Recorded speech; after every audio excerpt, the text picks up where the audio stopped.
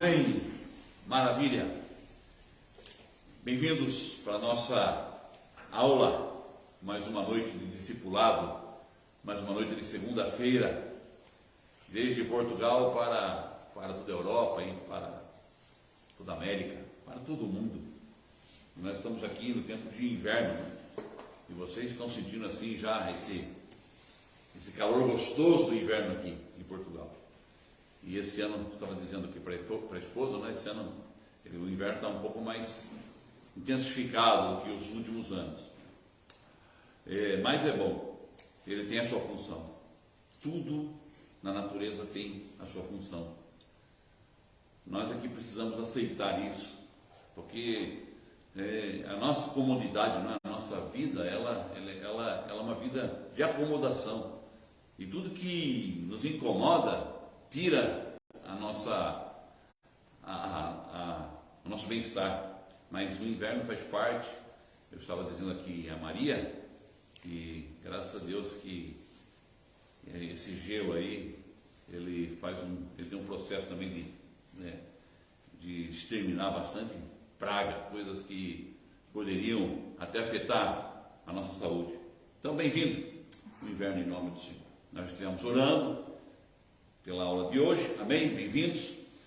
E vamos então pegar nosso material aí. Você que está nos assistindo aqui pela plataforma digital, bem-vindo em nome do Senhor. É mais uma aula aqui do discipulado. Estamos treinando, estamos nos capacitando e buscando de Deus potenciação para sermos discípulos de Jesus. Na realidade, fomos chamados para ser discípulos. E o discípulo, ele deve trabalhar para que a cada dia o seu chamado seja ativo, seja pleno no dia a dia, na sociedade, nossa função, em cada profissão. A profissão, a nossa função, o nosso dia a dia não nos impede de sermos discípulos, não é? Por vezes colocamos justificativas, desculpas, olha o meu trabalho, olha a minha capacidade, a minha formação intelectual, a minha formação escolar, enfim, colocamos vários obstáculos. Na realidade, a vida de discípulo é uma prática de vida. Nós damos testemunhos onde nós estamos, quando temos a oportunidade de verbalizar nossa fé, verbalizamos, falamos.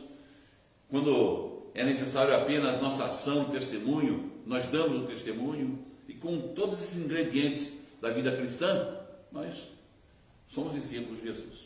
Amém, amados? Então, hoje nós vamos ao nosso tema aqui, não é? Primeiro tópico de hoje, a Bíblia. A Bíblia. O que é a Bíblia? O que significa para nós esse livro aqui? Qual que é a função dele? Por que ele chegou até nós? Qual a razão de termos uma Bíblia?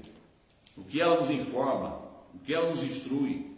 Enfim, nós vamos ter aqui uma síntese sobre a Bíblia, ok? E o tema e o tópico de hoje são dois tópicos que vamos estudar hoje: a Bíblia e conteúdo e pensamento central da Bíblia. Então vamos primeiro tópico, a Bíblia, e o segundo tópico de hoje, conteúdo e pensamento central da Bíblia. Amém? Então vamos ler aí, iniciando a leitura do tema nosso, né, nesse módulo, no primeiro módulo que nós estamos estudando aqui com vocês, em direto aqui na plataforma digital, e com os alunos aqui em classe, presencialmente, o Evangelho ao alcance de todos. Amém? É o tema que estamos desenvolvendo, o Evangelho ao alcance de todos.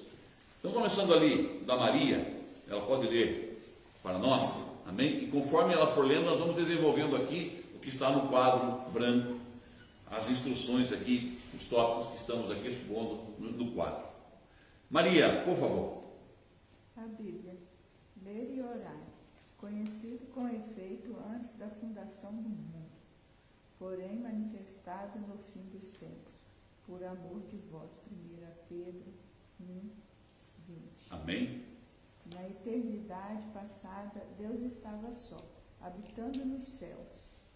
Dos céus resolveu criar um complemento para si, Assim, para si. Assim, o Deus triuno formou o homem do pó da terra. Gênesis 1, 26. Amém? Para transformá-lo em um ser vivo. Soprou nele fôlego de vida, a fim de que Deus e o homem viessem a partilhar do mesmo viver. Amém. Até aí. Então temos aqui um texto que está em 1 de Pedro, 1:20, que declara, nós já falamos desse texto, conhecido. Quem era esse conhecido? Quem era esse que manifestou? Quem era esse que estava antes da fundação do mundo? Jesus. A Bíblia serve a Jesus. Não é que Jesus que serve a Bíblia. A Bíblia serve a Jesus. A Bíblia foi escrita por causa de Jesus. A Bíblia é o testemunho de Jesus. Desde o Antigo Testamento ao Novo Testamento, a Bíblia narra, ela se desenvolve, ela acontece por causa de alguém. No Antigo Testamento era alguém que estava sendo esperado. Era uma perspectiva, era um anseio, era um sonho, era um projeto, era uma profecia de alguém que viria. No Novo Testamento, ele se manifestou. Aquilo que era conhecido por imagens, por figura, por profecia, por esperança, por profetas, pela lei, tudo que se fala em função de Jesus, aquilo que era no passado, agora no presente se manifesta em Jesus. Então, aquilo que era conhecido, conheceu. Aquilo que era para se manifestar, manifestou. Aquilo que era para entrar em ação, agiu. Jesus Cristo. Amém? Nesse projeto todo, nesse plano de Deus, a Maria leu para nós aqui, que na eternidade passada, é um termo, na eternidade passada, é um termo que nós usamos no nosso vocábulo, na nossa linguagem, para tentar entender. Porque eternidade não tem tempo. Eternidade não se entende tempo. Na eternidade passada. Como é que eu posso pensar na eternidade passada? Não tem. A eternidade é a eternidade. Ela é atemporal, ela não é regida por tempo. Nós somos regidos por tempo.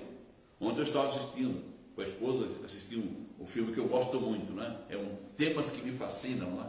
Eu sempre coloco lá na minha página do YouTube não, do Facebook, temas que me fascinam.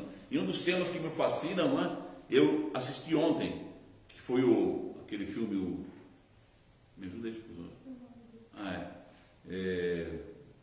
mas é um filme que narra, né, sobre o tempo, o espaço, teoria da relatividade. Fantástico.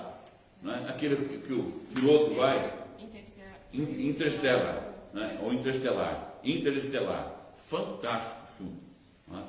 E ali temos também, não é? A questão, mesmo dentro daquela dimensão, a proposta daquele filme, o enredo, ele ainda está enquadrado no quê? Tempo e espaço. Tudo é uma luta contra o tempo e o espaço.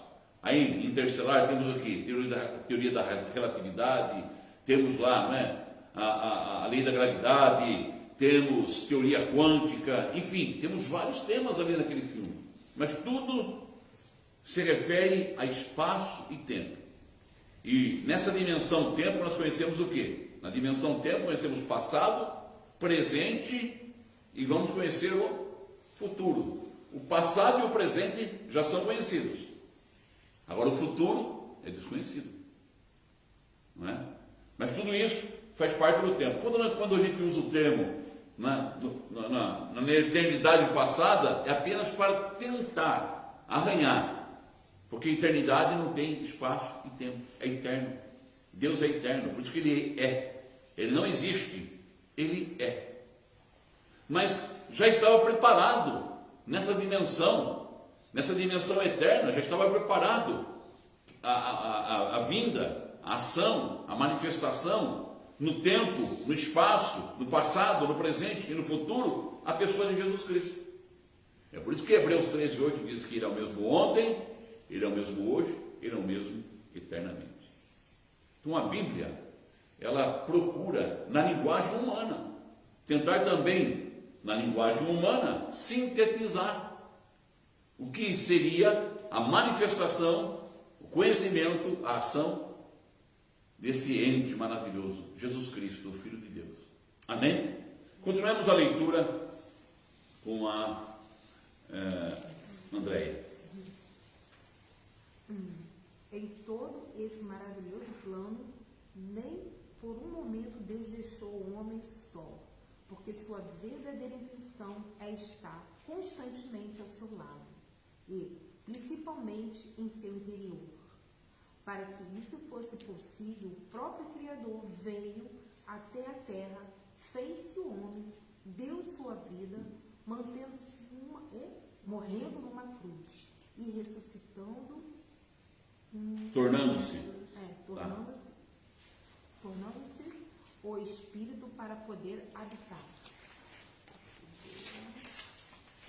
para sempre no homem e este expressá-lo e representar sua autoridade na terra. Amém. Então, nós temos tudo isso nesse livro maravilhoso chamado Bíblia. E se nós olharmos aqui e atentarmos, né, no primeiro tópico, a Bíblia, nós temos aqui uma primeira divisão do tópico, Bíblia. O que está lá no ponto 1? Quem pode ler para nós? É possível, Guto, ler daí? Intenção. Razão de existir. Razão de Existir. existir. Razão de existir. Há uma razão de existir. Por que esse livro existe? Há uma razão. Qualquer escritor, poeta, não é? Seja dramaturgo, seja um poeta, não é? Ou um cientista, matemático, qualquer pessoa que empreende escrever um livro, ele tem uma razão para existir aquele livro. Qual a razão de existir esse livro? Todo livro, não é? Como também a Bíblia, ele tem uma razão de existir, como leu Guto. E nessa razão de existir, Guto, qual é? Como é que está subdividida essa razão de existir? Intenção. Não. Intenção. Nós estamos vendo aqui já a intenção. O livro tem uma intenção. Ele quer. O que é uma intenção? Quem pode nos ajudar? Camila, tem uma ideia do que é intenção? A intenção é o motivo pelo qual ele existe. O motivo pelo qual ele existe. A razão pelo qual ele existe. Qual é o alvo que ele quer atingir? O público-alvo que ele quer atingir? O que ele quer manifestar? O que ele quer revelar? O que ele quer produzir naquele que o lê? Naquele que tem contato com ele? Há uma intenção. Não é verdade? Quando o Guto, ele jogou um chaveco, tá bom? No bom termo, entendam bem, né? Galanteou, os mais antigos diriam, galanteou, não é? A Camila, qual foi a intenção dele, Camila? Ele com certeza tinha intenção nobre, amar a Camila, gostar da Camila. Eu não sei se no início era só para paquera, mas de repente virou algo mais maduro, mais firme. Então, havia uma intenção. A palavra do Senhor também foi dada a nós com uma intenção, de nos conquistar. Por isso que no Salmo 119, verso 105, a palavra, verso 105 diz que lâmpada para os meus pés é a tua palavra e luz para o meu caminho. Há uma intenção dela de nortear, dela dirigir, não é verdade? Então essa é a intenção. Depois também tem aqui além da intenção temos o quê? Informação. Informação. É um documento, é uma proposta de Deus. Então ele além de ele ter uma intenção, ele é um objeto de informação. Informar o homem, elucidar o homem, a mim e a você, o homem, a mulher, o jovem. Nós conhecemos Jesus Cristo, os nossos pais conheceram Jesus Cristo, os nossos pais, os pais da igreja, os primeiros apóstolos conheceram a Jesus Cristo e transmitiram Jesus Cristo através do que? Informação. Essa informação começou, Andréia, através do que? Foi verbal. A primeira era verbal, oral, melhor falando, oral. Era oral. Depois alguém sentiu necessidade, tocado por Deus, dela se tornar o quê? Um vernáculo, escrito. Aí começaram a registrar os escritos acerca daquele algo que estava acontecendo, daqueles milagres, de propósitos, de leis, de projetos, de justiça, de formação do caráter do homem, mostrando que o homem não era apenas um ser biológico, físico, mas havia algo muito mais profundo no homem. E essa era a primeira intenção de Deus, salvar o quê? Aquilo que se havia perdido, aquele espírito do homem que tinha ficado morto lá no Éden. Então a palavra vem informando isso, informando o método, a forma, a fórmula, que Deus traria isso à existência. No Antigo Testamento nós temos uma informação ainda profética, uma informação esperançosa, uma informação na perspectiva de acontecer algo. Agora no Novo Testamento já temos o quê? A informação viva. Jesus, o Verbo se fez carne e habitou, tabernaculou entre nós. Está entendido? Importante isso. E depois disso, o que tem? Qual o projeto? Isso conclui, isso culmina no quê? A intenção, a informação tem que redundar no quê? Formação. Formar o discípulo. Formar o Filho de Deus. Dar formação para ele. Aqui nem nossos filhos aqui. O Bento, filho do casal aqui. Ele está ali, está escrevendo, está aprendendo, mas ele tem uma escolinha. Lá ele está recebendo informação. Há uma intenção dele estar ali. Ele recebe informação. Por quê? Porque ele vai ter uma formação na área, que ele vai seguir na sua vida profissional e também na vida moral, ética. A escola tem essa função. Eu gostaria que alguém lesse para nós 2 Timóteo 3,16, que sintetiza todo esse primeiro tópico aqui, essa primeira parte que eu falei com vocês. 1 Timóteo 3,16, 2 Timóteo, não é? 2 Timóteo 3,16. Amém? Aleluia. 2 Timóteo 3,16. Toda a Escritura, devidamente inspirada, é proveitosa para ensinar, para redarguir, para corrigir, para instruir em justiça. Olha aí. Eu parafraseando isso que você leu, André, 2 Timóteo 3,16, eu diria assim, não sei se está assim, a intenção das Escrituras é o quê? A intenção das Escrituras é o quê? Camila, como que está aí na sua versão? Toda a Escritura é inspirada por Deus e útil para o ensino, para a repreensão, para a correção e para a instrução na justiça. Está vendo? Para ensino, para a correção, para a instrução, para a edificação, para a formação, para a informação, para que o homem de Deus, aí diz o versículo 17, que dizem? Para que o homem de Deus seja perfeito e perfeitamente instruído para toda a boa obra. Amém? Para que o homem de Deus, então, a intenção de todo esse processo da palavra é para que o homem de Deus seja perfeitamente instruído, formado, até chegar na eternidade, onde nós temos o termo perfeito. Perfeito. Ok? Continuamos então aí a leitura. Quem vai ler agora é Camila. O cuidado divino é tão grande que ele resolveu também contar toda essa história, chamando alguns homens de diversas nacionalidades, idades e profissões, para escrever cada detalhe desse plano e deixar relatado um livro por todas as eras, a Boa Nova, o Evangelho. Assim surgiu a Bíblia. Bom, ok. Pode continuar, por favor. Toda a Escritura é inspirada por Deus e útil para o ensino, para a repreensão, para a correção, para a educação na justiça. 2 Timóteo 3,16. Então lemos esse texto aqui, 2 Timóteo 3,16. E agora, a Camila pode ler para nós o segundo tópico aqui, ou a segunda parte do primeiro tópico. Inspiração das Escrituras. Inspiração das Escrituras. Agora, o texto aqui que estamos estudando sobre a Bíblia nos remete, nos faz pensar sobre o que é a inspiração das Escrituras. E tem uma palavrinha aqui, não sei se para alguns vai ser estranha, mas é conhecida de algumas pessoas. 2:1 aí. O que está escrito aqui, Camila?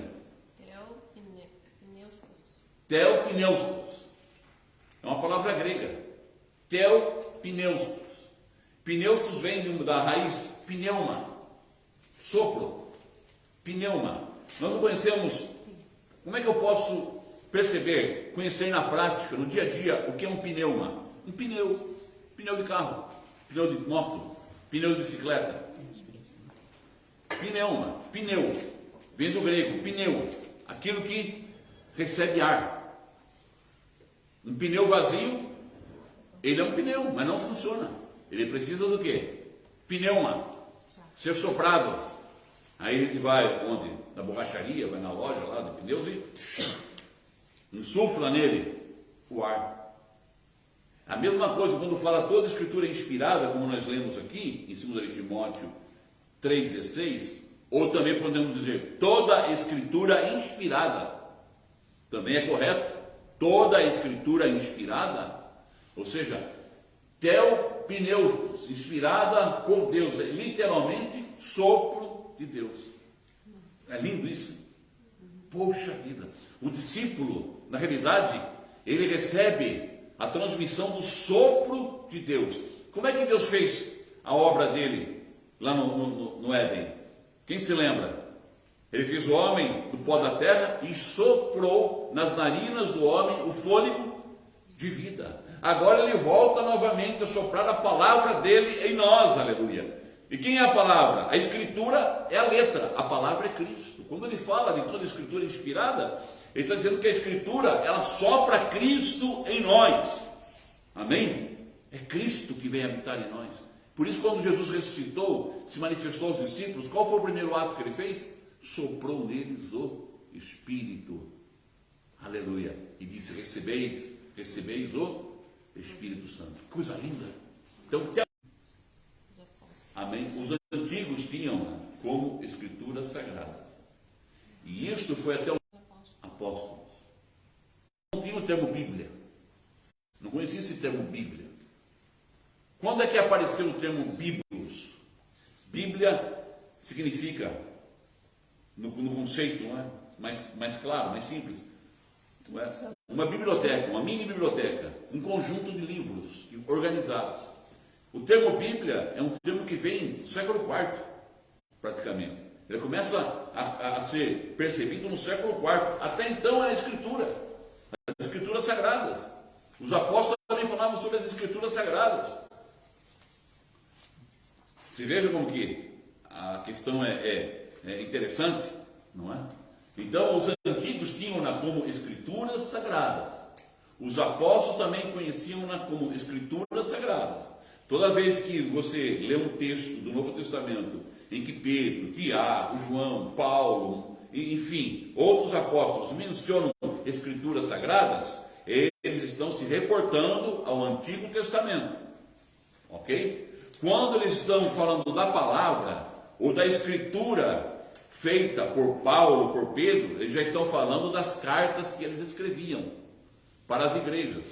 Tanto Pedro, como Paulo, como João, escreveram cartas, e outros apóstolos, que circulavam nas igrejas no período deles. Mas ainda eram cartas que estavam circulando. Essas cartas, posteriormente, no quarto século, foram reunidas, foram feitos concílios para definir qual carta seriam incluídas na Bíblia, para tornar a Bíblia. Então foram homens que escolheram. Os homens podem escolher a letra. Deus dá o direito dos homens formarem e capturarem a letra num livro. Agora, não é a letra que salva. Paulo diz isso. É a palavra que salva. A palavra é Jesus. Diga comigo, a letra é o código. A palavra é Jesus.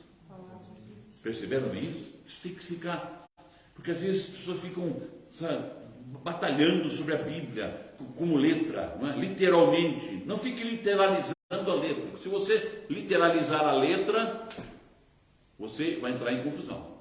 Literalize a palavra, o verbo, a intenção da letra.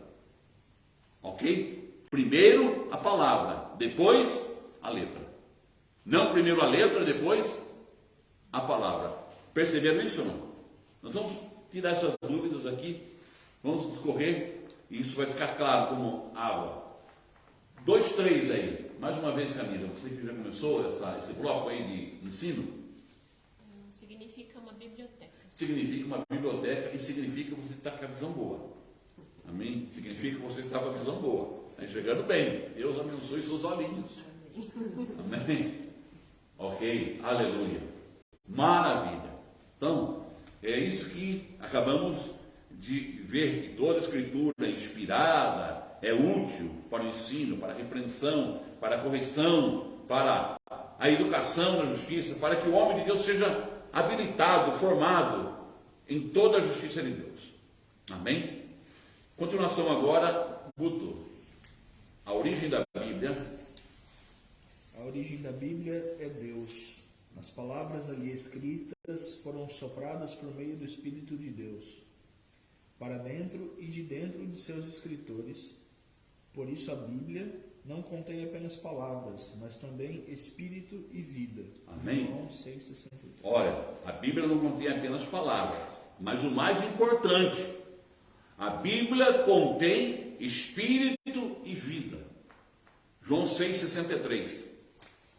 Jesus diz em João 6,63: a palavra que eu vos tenho ensinado é espírito e é vida. Amém? A palavra que eu vos tenho ensinado é espírito e é vida. Amém? Isso é muito importante. Eu creio que está nos acompanhando em algumas aulas. Tem um professor de grego, colega de ministério. Ele é professor lá no Brasil, de faculdade de seminário teológico. Ele ensina o grego bíblico, o grego koiné, para os alunos. E eu creio que ele está acompanhando e ele vai concordar, que é muito importante isso. A palavra, logos, é ela que vivifica a letra. A Bíblia, Paulo diz que a letra mata, mas o Espírito vivifica. Então eu preciso interpretar a letra pelo Espírito da palavra. Aquilo que é do homem, quando eu entendo isso, aquilo que é do homem, eu vou ver. A Bíblia é um livro que contém histórias humanas. A Bíblia é um livro que contém escrito humano, código. E o código humano pode contradizer em data, em tempo, espaço, pode acontecer isso. Agora, o Espírito não. A Bíblia, cabe na Bíblia a limitação humana, aí eu entendo como limitação humana.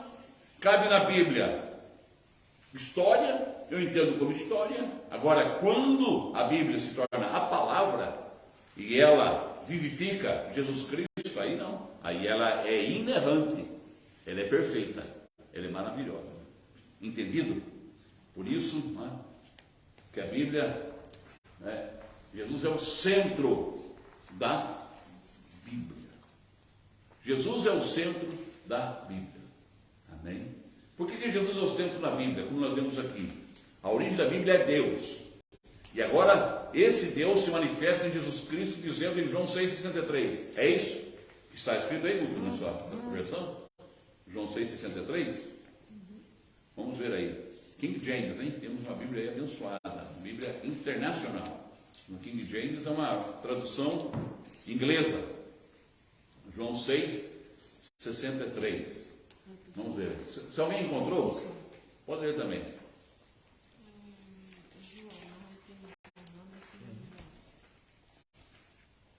Vamos lá.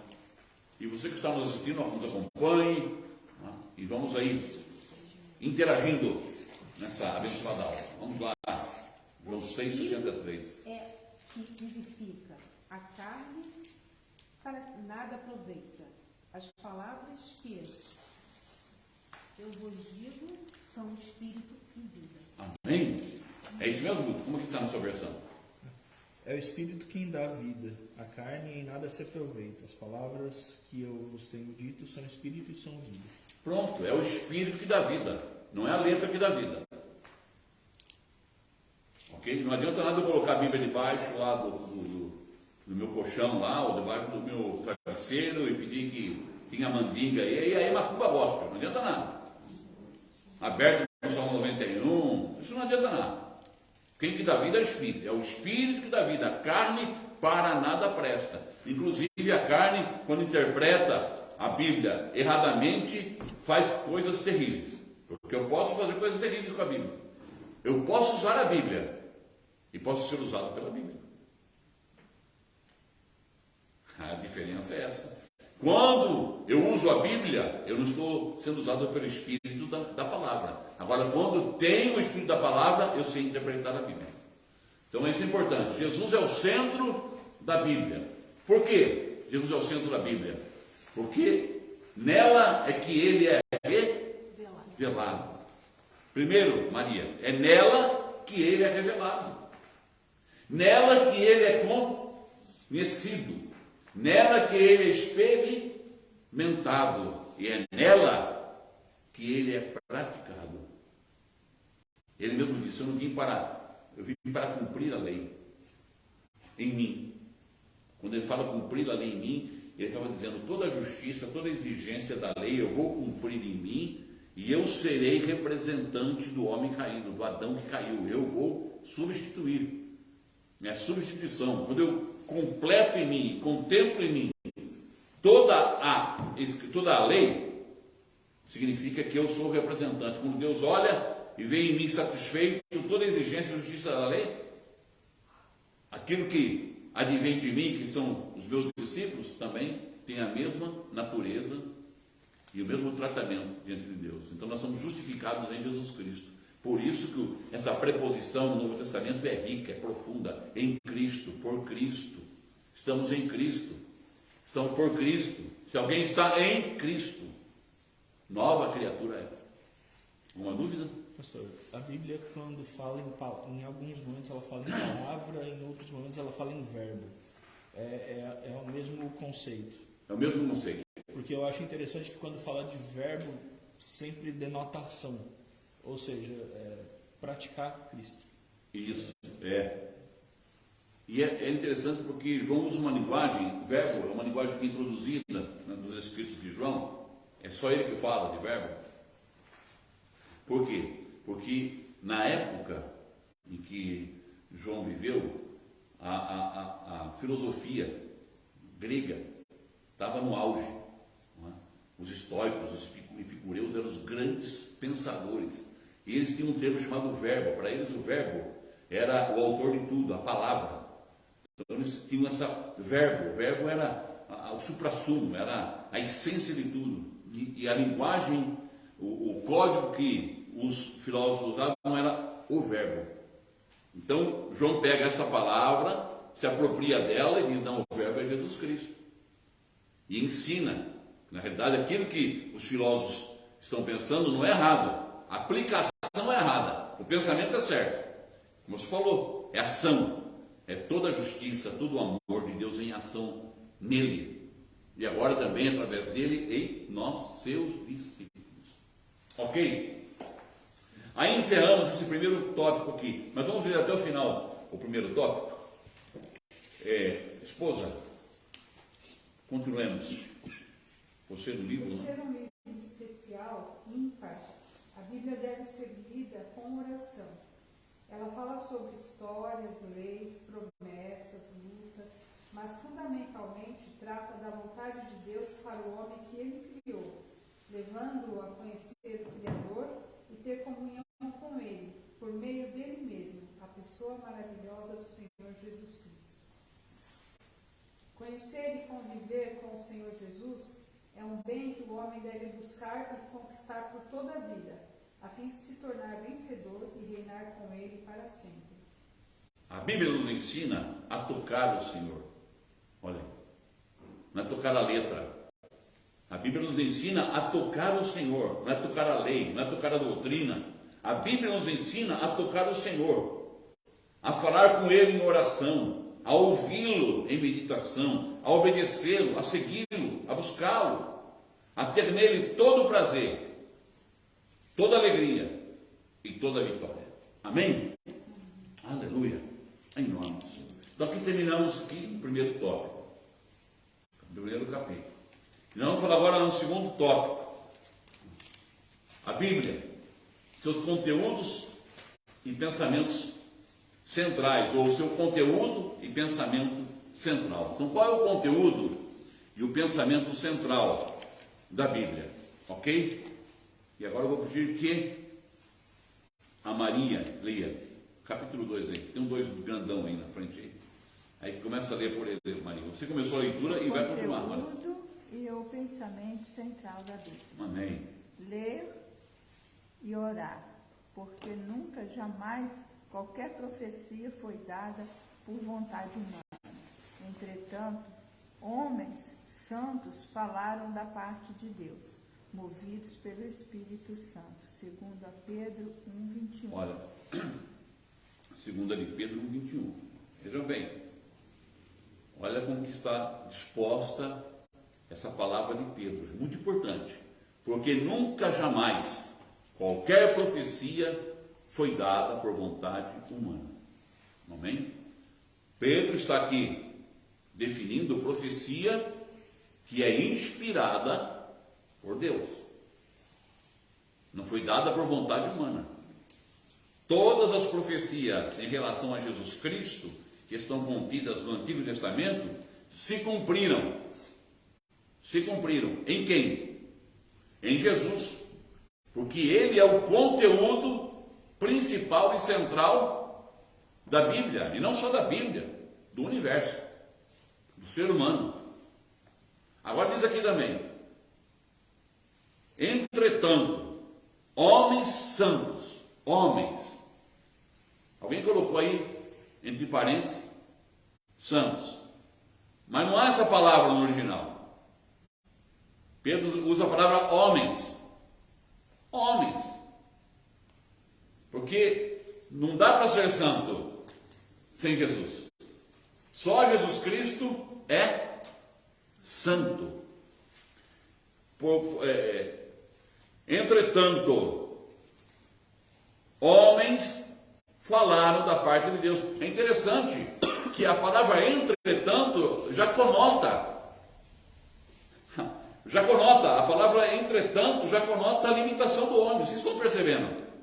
Toda a escritura vem de Deus, é uma coisa tremenda, uma coisa fantástica, é algo fabuloso, é uma profecia que vem do céu.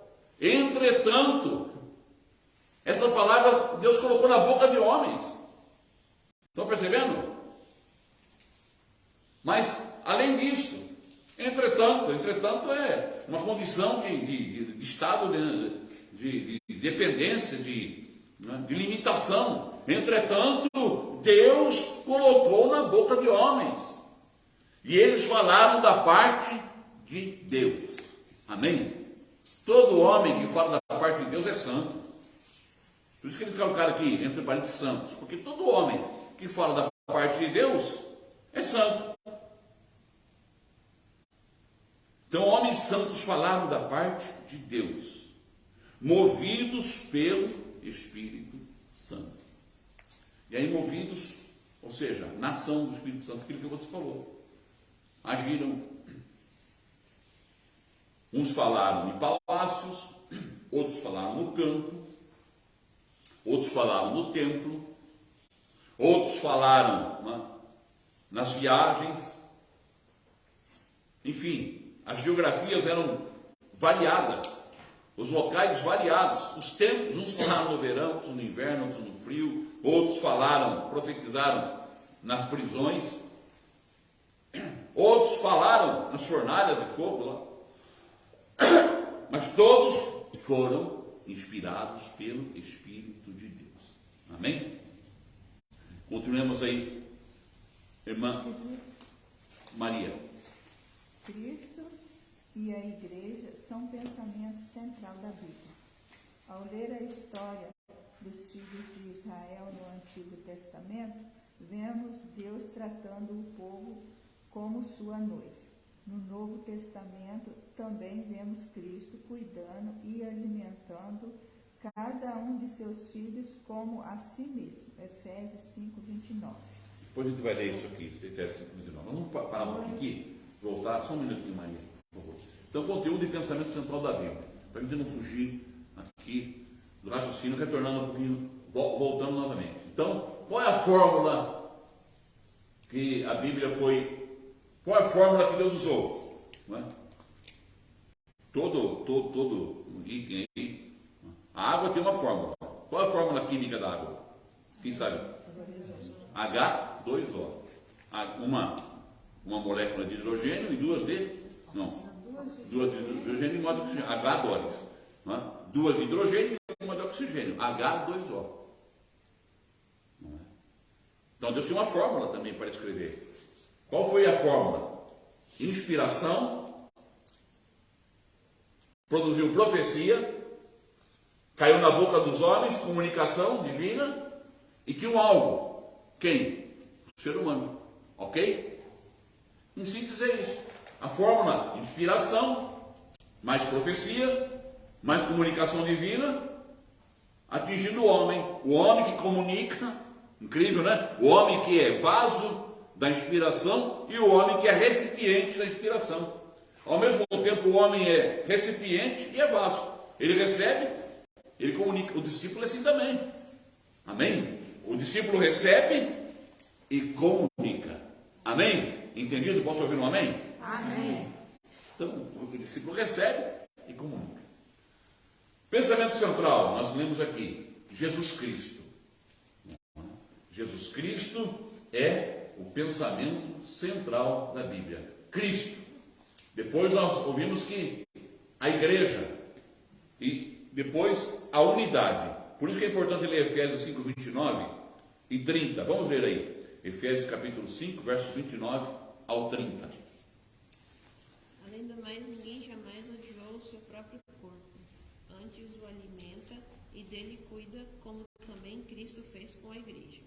Além do mais, ninguém odeia o seu próprio corpo. Antes o alimenta e cuida. Assim Cristo faz com a sua noiva a...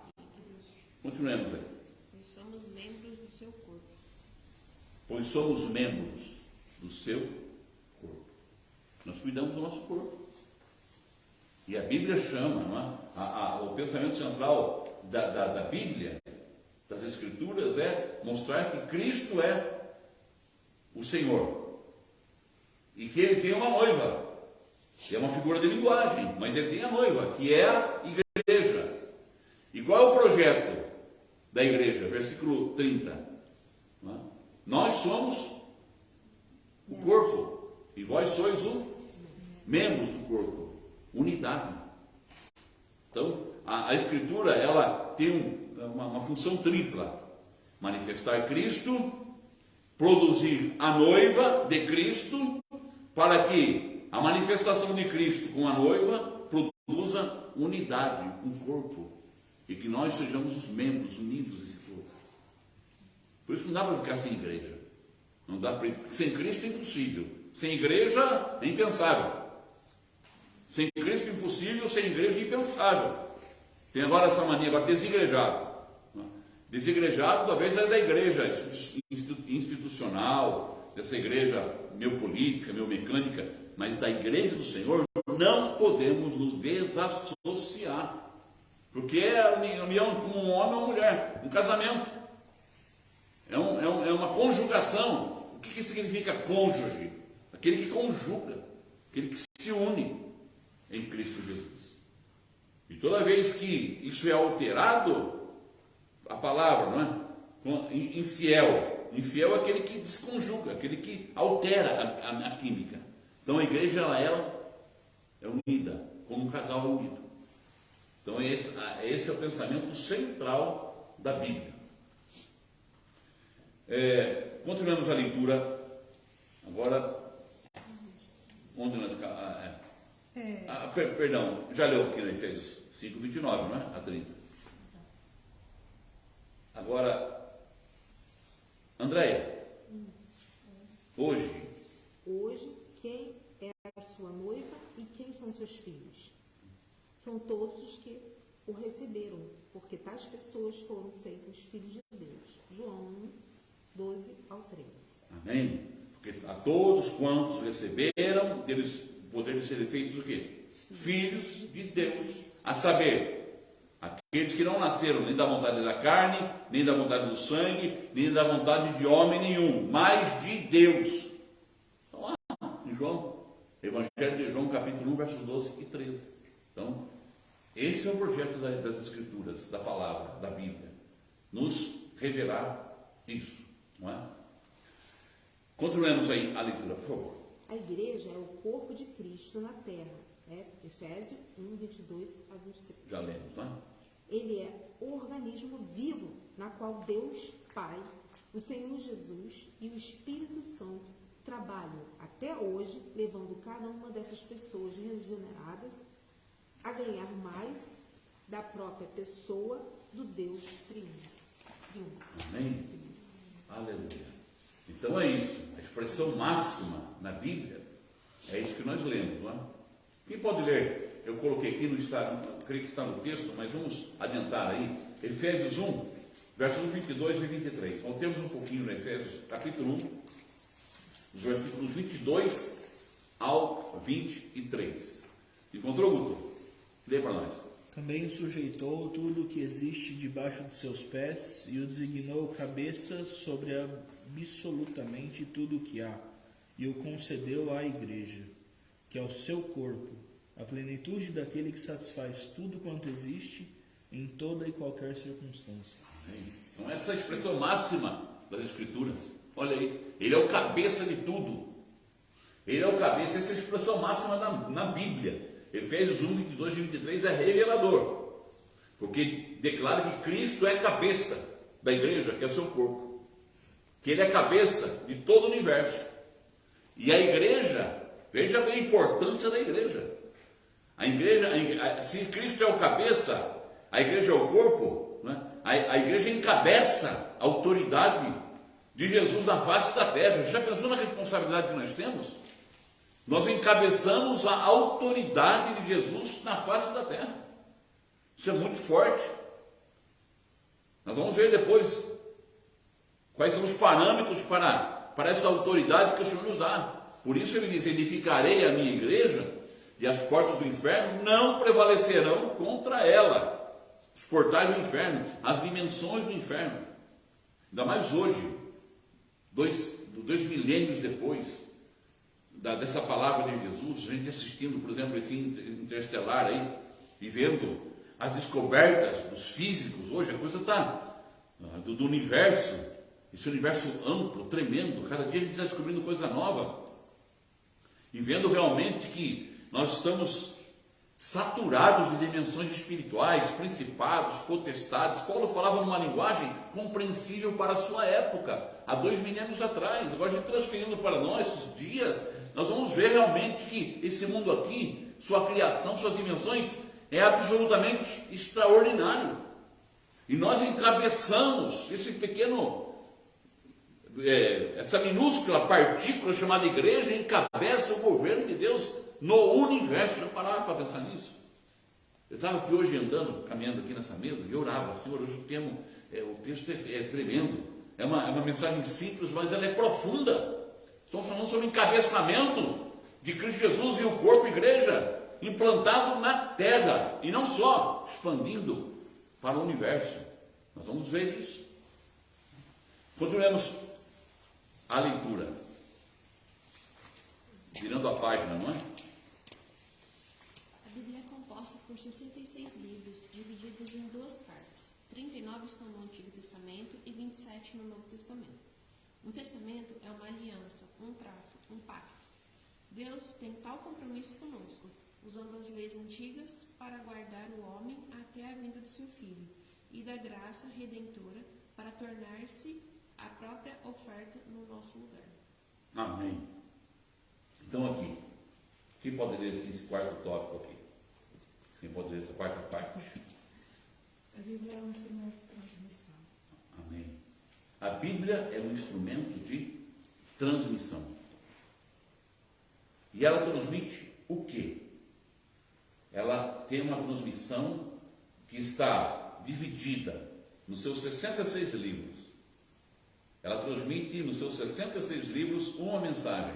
Aliás, existe aqui até Bíblias, estudos, não é? De autores, estudiosos, que pegam desde Gênesis ao Apocalipse. Não sei se vocês já leram isso. Eu me lembro que logo no início da minha fé, nos primeiros anos, eu tinha uma Bíblia ou um livro que falava dos temas centrais de cada livro. Quem era Jesus no Gênesis? Quem era Jesus no Êxodo? Quem era Jesus? Gênesis, Êxodo, Levítico, Número, Deuteronômio, Josué, Juízes, Ruth, 1 Samuel, 2 Samuel, 1 Reis, 2 Reis, 1 Crônica, 2 Crônica, Esdras, Neemias, Esther, Jó, Salmos, Provérbios, Eclesiastes, Cantares, e aí vai, até o último livro. Em cada livro dos 39 do Antigo Testamento, tinha lá quem é Jesus. Nos 27 do Novo Testamento, também, quem é Jesus? Porque Jesus é o tema central da Bíblia. Nos seus 66 livros, nós sabemos que foi transmitido Jesus em 39 do Antigo Testamento e 27 no Novo Testamento. Se você for no índice aqui da Bíblia, temos um índice. Você vai encontrar Antigo e Novo Testamento. No Velho Testamento, o Antigo Testamento, 39 livros. E no Novo, 27 livros. Amém? Até a gente lendo a Bíblia, vai decorando, né? Tanto eu já li a Bíblia, já reli, já meditei, já de frente para trás, de trás para frente, para o meio. Quer dizer, cada método, você vai aprendendo, você vai ministrando. Obrigatoriamente você é levado a ler a palavra. E não por obrigação no sentido, não é? Mas porque você precisa confrontar, você precisa examinar as Escrituras.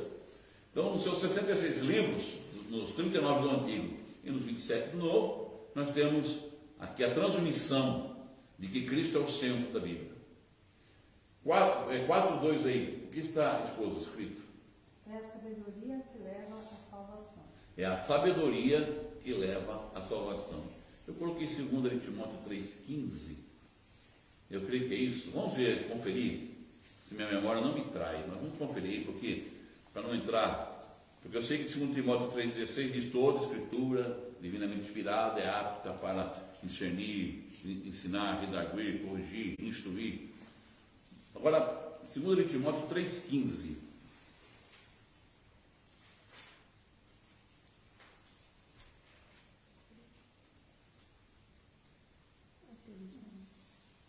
Pode ler. Desde a infância, sobre Timóteo, desde a infância conheces as sagradas letras. Elas têm o poder de comunicar-te a sabedoria que conduz à salvação pela fé em Cristo Jesus. Amém? Vamos fazer uma pequena exegese só desse versículo. Leia mais uma vez. A esposa vai lendo, eu vou pautando aí a leitura. Vamos lá. Desde a infância conheces as sagradas letras. Olha aí. Timóteo, discípulo de Paulo. Desde a tua infância, você conhece, olha como Paulo usa o termo, as sagradas letras. As sagradas letras. O que elas podem fazer? As sagradas letras fazem o quê? Elas são Jesus? Elas são Deus? São letras. Mas o que elas podem fazer? Continuemos.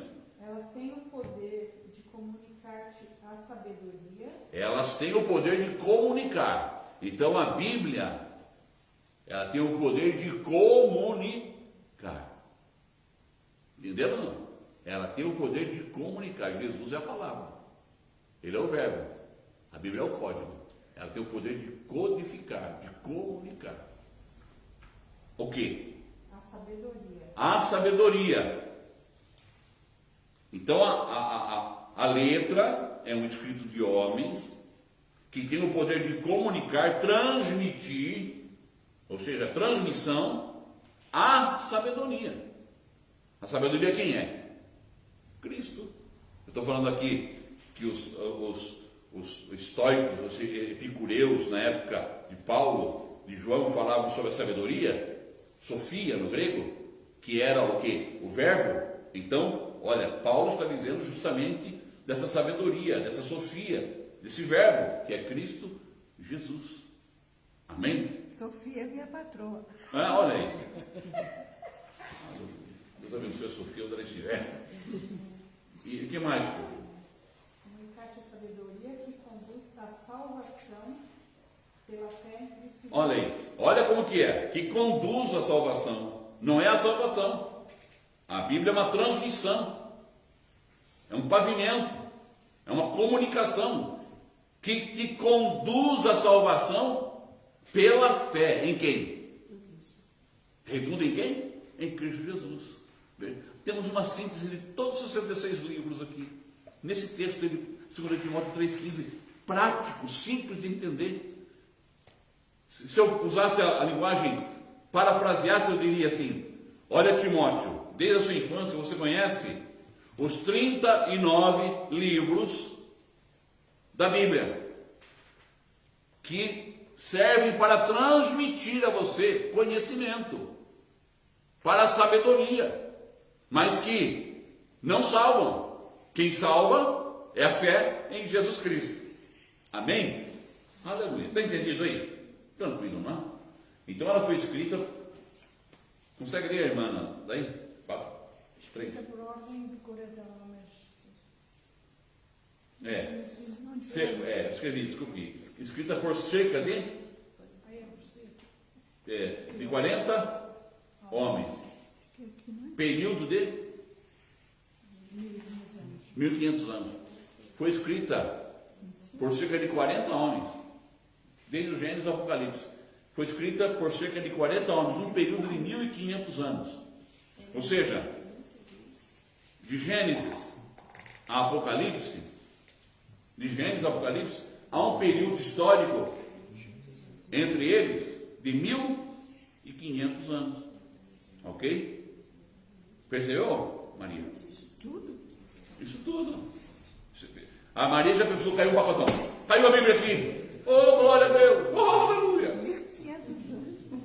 A Maria já pensava que caiu assim. E outra, foi juntada, foi escrita num período de 1500 anos, mas foi juntada depois de mais 500 anos, ou seja, 2000 anos para se formar esse livro. A gente olha, pensa que, não é? A gente pensa que era distribuição, se Deus jogava a Bíblia, anjo jogava a Bíblia assim, não é? Jogava a granel. Não é assim, amados. Por isso que nós temos que entender as coisas de Deus. Isso diminui Deus? Não, aumenta. Nós já lemos? O pensamento central da Bíblia no Antigo Testamento é conduzir o homem a Deus para que o homem seja redimido por ele. No Novo Testamento é a igreja sendo redimida e edificada por Cristo. Pode continuar. O Senhor Jesus é o próprio Deus. Ele declarou: eu e o Pai somos um. João 10:30. Também disse: quem me vê a mim, vê o Pai. João 14:9. A Bíblia testifica de Cristo. João 5:39. Torna-nos sábios para a salvação em Cristo Jesus. 2 Timóteo 3:15. Mostra-nos como receber a vida de Deus para a nossa regeneração. 1 Pedro 1:23. Alimenta-nos fazendo crescer. 1 Pedro 2:2. E nos ilumina. Salmo 119, 105. Ensina, corrige, repreende e educa na justiça, a fim de que todo homem de Deus seja perfeito e perfeitamente habilitado para toda boa obra. Amém. 2 Timóteo 3, 16, 17. 2 Timóteo 3, 16, 17. E para encerrar, né? Aqui, ponto 5. Consegue ler aí, André? Jesus é a vida e eterna palavra. Jesus é a vida e a eterna palavra. É importante que leamos 1 de Pedro 1:23, para nós esclarecermos o que foi mencionado aqui, né, no nosso estudo. 1 de Pedro 1:23. Amém?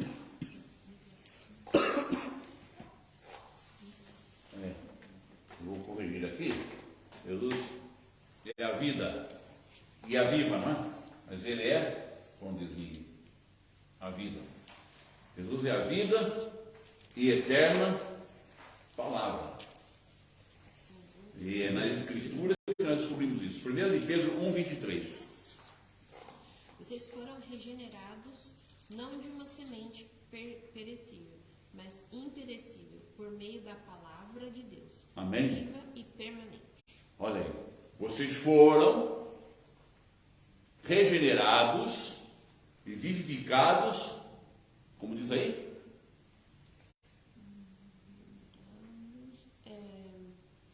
Não de uma semente perecível, mas imperecível, por meio da palavra de Deus, viva e permanente. Olha aí.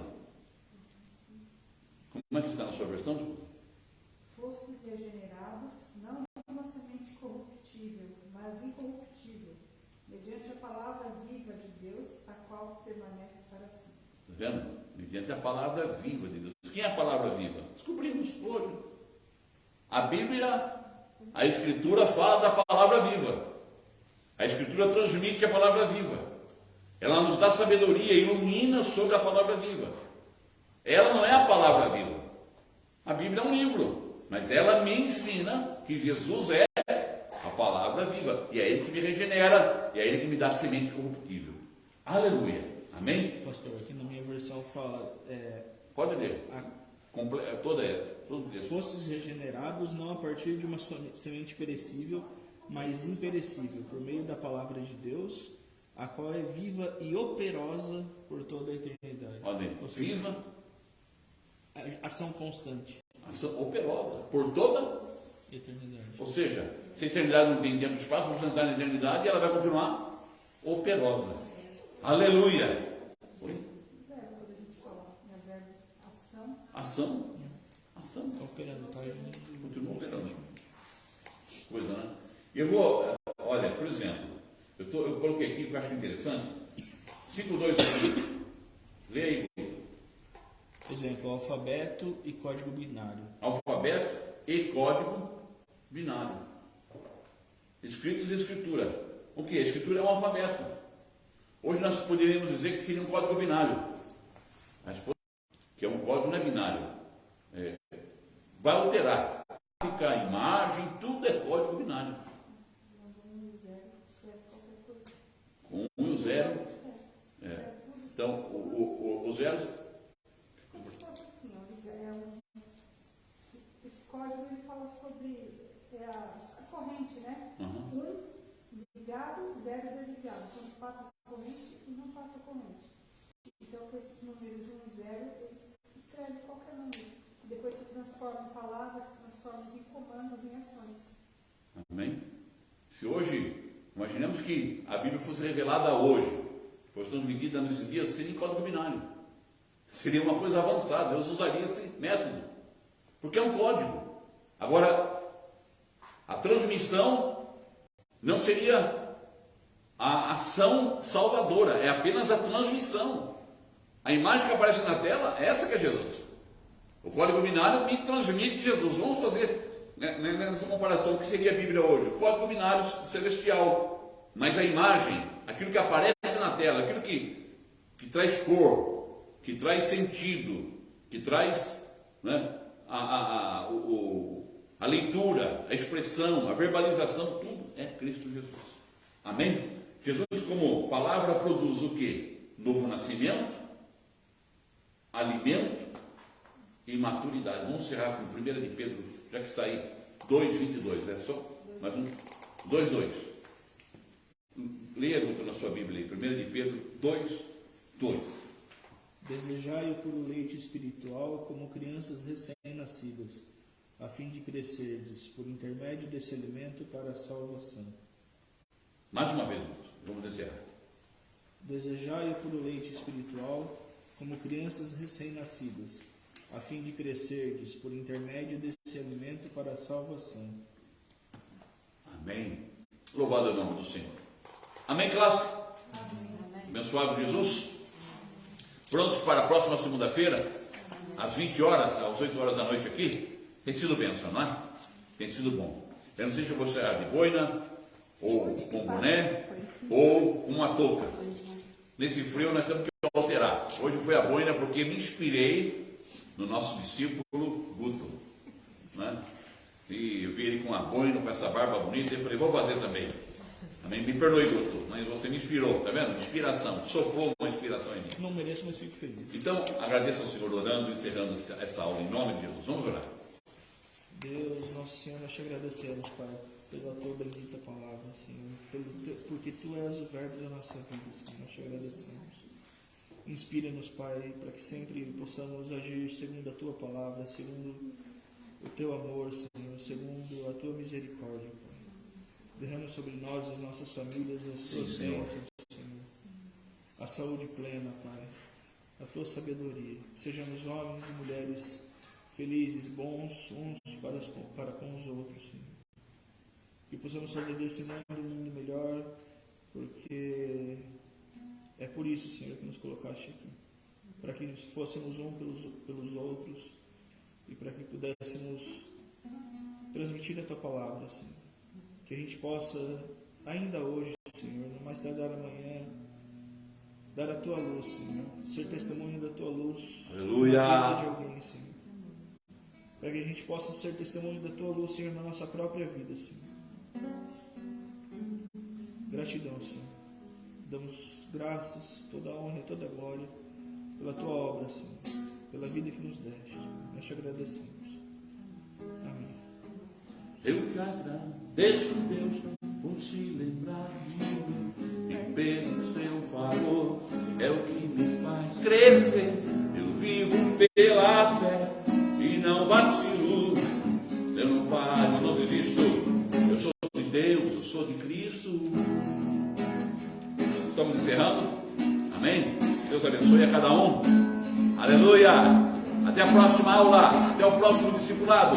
Você que está aí conosco na rede social, um beijo no teu coração. Um abraço de todos aqui.